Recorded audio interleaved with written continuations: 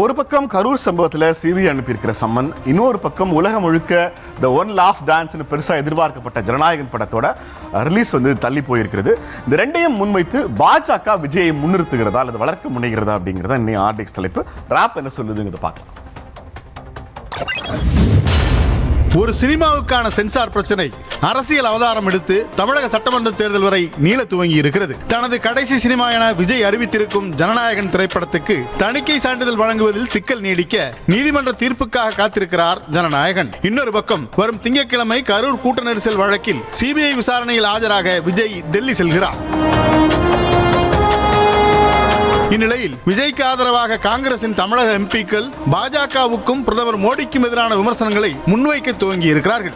ஏற்கனவே தவேகாவுடன் காங்கிரஸ் கூட்டணியா என்று எழும் கேள்விகளுக்கு மத்தியில் திமுகவோடு கூடுதல் தொகுதிகள் கேட்டும் ஆட்சியில் பங்கு கேட்டும் உரசிக் கொண்டிருக்கும் காங்கிரஸ் நிர்வாகிகள் நேரடியாகவே விஜய்க்கு சப்போர்ட் செய்ய துவங்கி இருக்கிறார்கள். இந்த சமயத்தில் விஜயை பாஜக இயக்குகிறதா என்ற கேள்விக்கு பதிலாக சிபிஐ சம்மன், சென்சார் சிக்கல் என நெருக்கடிகள் நேர்வது விஜய் அரசியலுக்கு பின்னால் பாஜக இருக்கிறதா என்ற விமர்சனங்களையும் உருவாக்கி இருக்கிறது.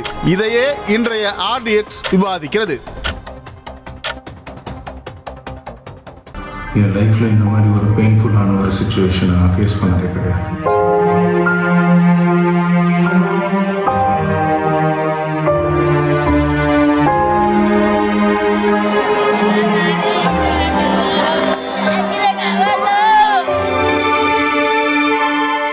நமக்கு வந்திருக்கிற இந்த இடையூறு வெறும் டெம்பரவரி மட்டும்தான். எல்லாத்தையும் தகர்த்தெறிவோம்.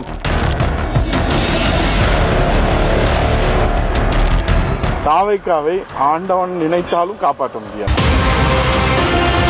நீ கட்சி ஆரம்பிச்சிருக்கிறார், அவருக்கு வேற வகையிலெல்லாம் நெருக்கடி கொடுக்கலாம். ஐயோ நானும் என்னவோ ஏதோ நினைச்சேங்க. செம்ம காமெடியா இருக்கு. நேரடியாவே கேட்கிறேன், மிரட்டி பாக்குறீங்களா?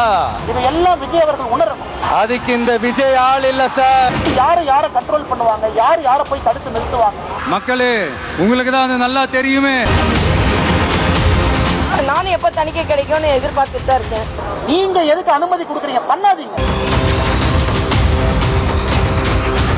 இனிமேலும் இந்த தடைகள்லாம் போட்டீங்கன்னா நான் நேரடியா மக்கள்கிட்டயே பர்மிஷன் கேட்டுருவேன். மக்களே, நீங்க சொல்லுங்க. Get out. அப்படியே சென்சார் போட்ட கேட்டு வேணா சொல்றேன்.